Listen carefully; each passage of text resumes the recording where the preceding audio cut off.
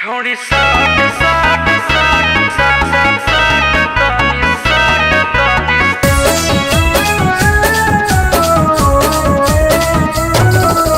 Mixed by Deepak Dilkash.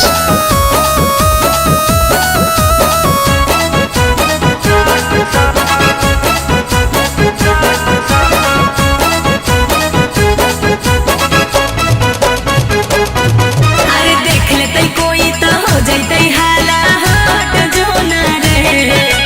देख लेते कोई तो हो जाते हाला हट जो ना रे। छोड़ी साट साट साट तानी साट जो न गे। अरे छोड़ी साट साट साट तानी साट जो न गे। अरे लेवे के हको चुमाता लेके फटाफट जो ना रे।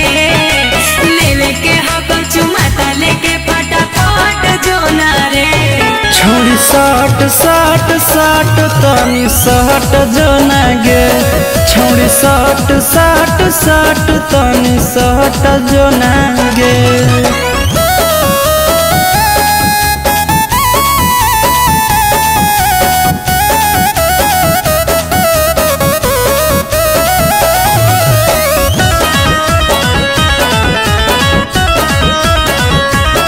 हमारा लागो हो रे छोड़ा तू कहर दे भी हाला। नमवा बड़ी हंसैतई जब जनतई टोला मोहाला। बोली ने काहे तू डरो ही गे कर जदी करो ही गे। हमरा बोलाई के छौड़ी कहे ऐसे करो ही गे। अरे रहिया काहे रोको ही उने पलट जो ना रे। रहिया काहे रोको ही उने पलट जो ना रे। छोड़ी साट साट साट तानी साट जो न गे। छोड़ी साट साट साट तानी साट जो न गे।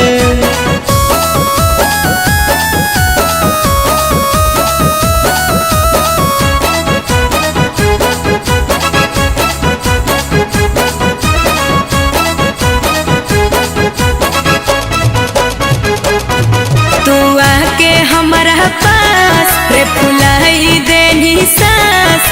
आज कहले बारह दास आशीष आनंद पराकाश। ढेर दिन के बाद हम मिले आइल ही औगे। बिना कुछु कैले जानू घर कैसे जाइयोगे।